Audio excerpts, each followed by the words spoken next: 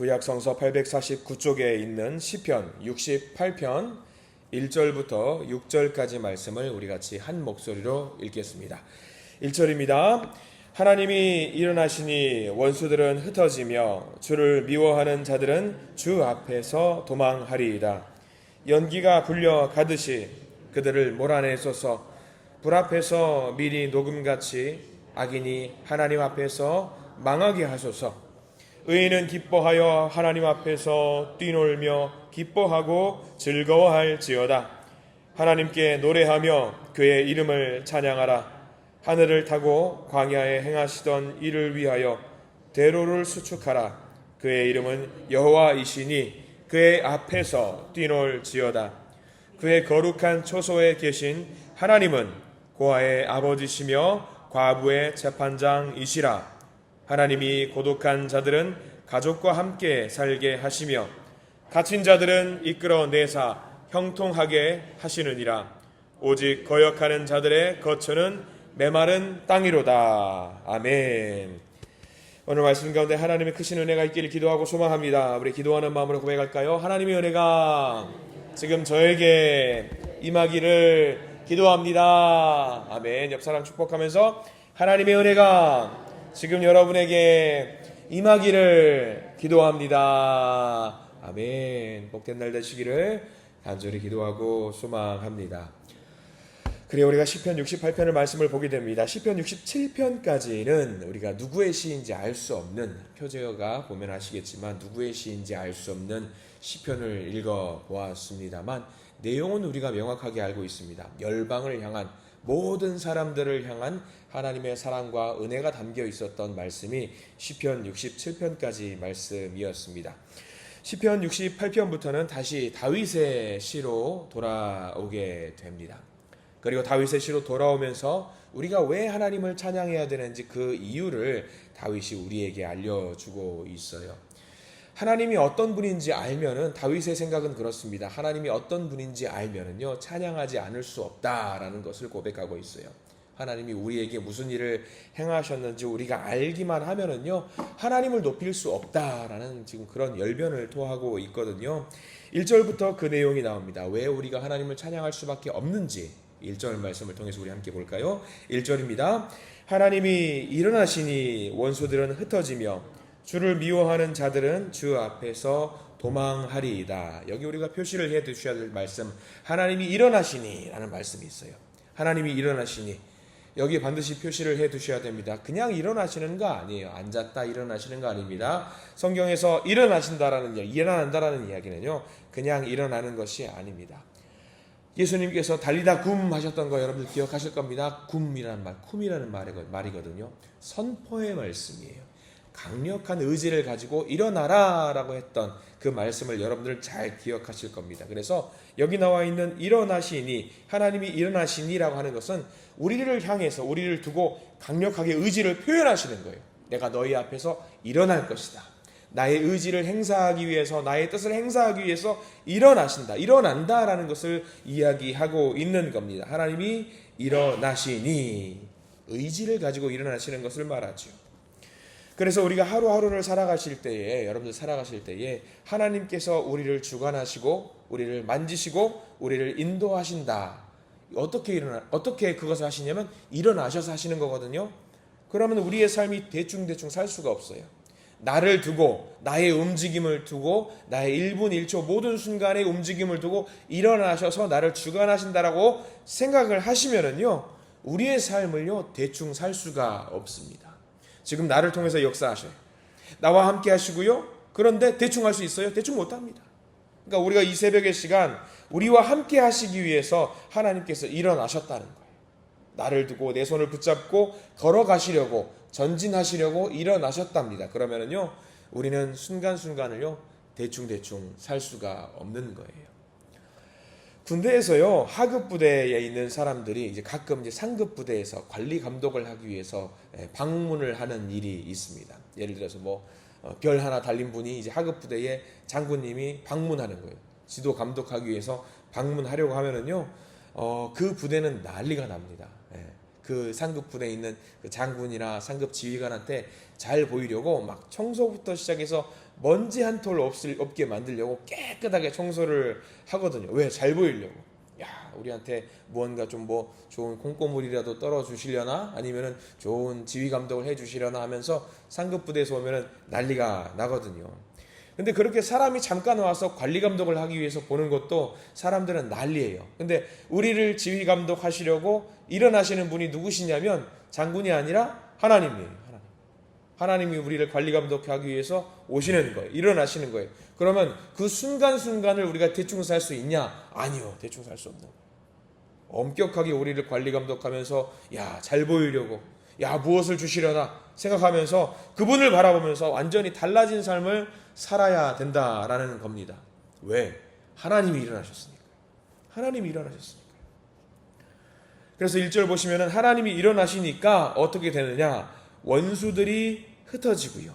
주를 미워하는 자들이 주 앞에서 도망하리이다. 왜요? 하나님이 일어나셨거든요. 근데 이 1절 말씀이 굉장히 중요한 이유가 무엇이냐면요, 우리가 다윗의 시라고 하기 때문에 야, 다윗이 하나님 앞에서 노래를 부르는구나 라고 우리는 생각할 수가 있어요. 맞습니다. 근데 다윗은 무엇을 늘 묵상했냐면 말씀을 묵상했고요, 말씀을 가까이 했던 사람이에요. 그러면 이 말씀도 다윗이 누구의 노래를 가져왔던 거 아닐까라고 생각할 수가 있어요. 맞아요. 누구의 노래냐면 원래 모세의 노래입니다. 모세가 율법을 늘 이제 하나님 앞에서 묵상하면서 하나님 앞에 달려가는 그 마음을 지금 다윗이 묵상하면서 자기의 시편으로 가지고 오고 있는 노래입니다. 옆에다 메모하시면 좋을 텐데요. 민수기 10장 35절 말씀에 이 내용이 나와요. 민수기 10장 35절 말씀에 특별히 모세가 뭐 할 때 이 노래를 불렀는고 생각을 하면 읽어드릴게요. 민수기 10장 35절 한번 여러분 나중에 찾아보시기 바랍니다. 자, 잘 들어보십시오.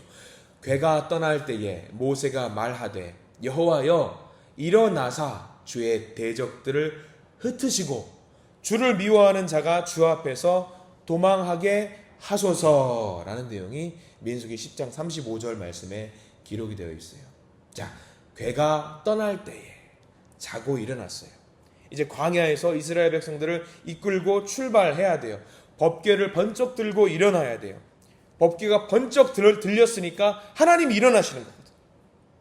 하나님이 일어나셨으니까 이제 적들이 도망갈 겁니다. 하나님 우리를 지켜주시옵소서 하면서 모세가 노래를 부르고 있는 것을 지금 다윗이 가지고 오고 있는 거예요. 그러면서 나의 노래로, 나의 고백으로 하나님께 올려드리고 있는 거예요. 그러니까 우리는 알게 돼요. 다윗은요, 그냥 믿음의 사람이 된 게 아니라 늘 삶 속에서 이렇게 말씀을 묵상했기 때문에 이 말씀을 나의 말씀으로 고백할 수 있는 거거든요. 그러니까 우리가 이 새벽 시간에 그냥 와서 기도만 하는 게 아니라 이렇게 매일같이 말씀을 묵상하는 이유가 여기 있는 겁니다.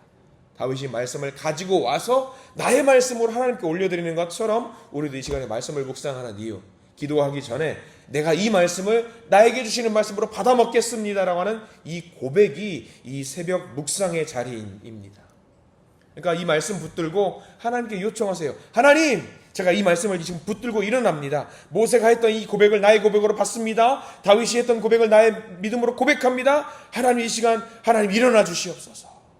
오늘 하루의 나의 삶을 통해서 일어나 주시옵소서 라고 고백하는 거예요. 여러분, 붙드셔야 되는 거죠. 그래서 하나님이 역사하셨던 것이 모세에게 임재하셨던 것처럼, 이스라엘 백성에게 임재하셨던 것처럼, 다윗에게 임재하셨던 것처럼 지금 우리에게도 임재하셔서 우리를 주관하여 주시옵소서라고 하는 이 고백이 우리의 노래가 되어야 됩니다. 우리도 말씀에 의지해서 기도하면 됩니다. 그러면 하나님이 우리를 보시고 가만히 있지 않으세요. 어떻게든 우리의 손을 붙들고 오늘 하루를 살아낼 수 있도록 우리를 인도하시는 그 하나님, 그 하나님과 동행하는 거룩한 하루가 되시기를 간절히 축원합니다. 자, 그래요. 그 하나님을 만났습니다. 손을 붙잡았습니다. 자, 2절 말씀을 그래서 이어갈 수 있겠죠. 2절 같이 한번 읽어봅니다. 연기가 불려가듯이 그들을 몰아내소서. 불 앞에서 미리 녹음같이 악인이 하나님 앞에서 망하게 하소서. 아멘. 자, 연기라는 것이 먼저 나옵니다. 연기가 불려가듯이 자욱한 안개를 생각하시면 될 거예요. 근데 자욱한 안개가 언제 물려나갑니까? 태양빛이 쬐거나 바람 불거나 하면 밀려나가는 일이 있어요. 어렸을 때 소독차 탔던 기억이 문득 떠올라요. 꼬맹이였을 때에 소독차 아무것도 모르고 막 쫓아다니면 아무것도 안 보여요. 먼지가 쫙 있으니까. 근데 바람을 싹 불면 그 먼지가 사라지는 것을 상상하시면 돼요. 하나님 바람 한번 훅 불어주시면 그 먼지들이 그 안개들이 싹 거치는 거지요. 또 하나 나와 있죠. 밀이 녹음같이라고 나와 있어요. 여기서 밀은 뭐 밀가루 아닙니다. 밀랍. 그러니까 초 같은 거. 그러니까 밀랍 같은 것들이 열이 다가오면 다 녹아버리잖아요.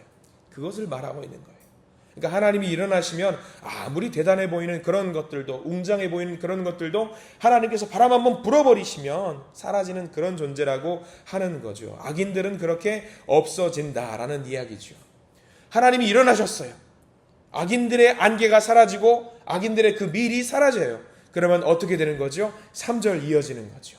우리가 어떻게 되느냐? 3절 읽어보겠습니다. 시작. 의인은 기뻐하여 하나님 앞에서 뛰놀며 기뻐하고 즐거워할지어다. 그래요.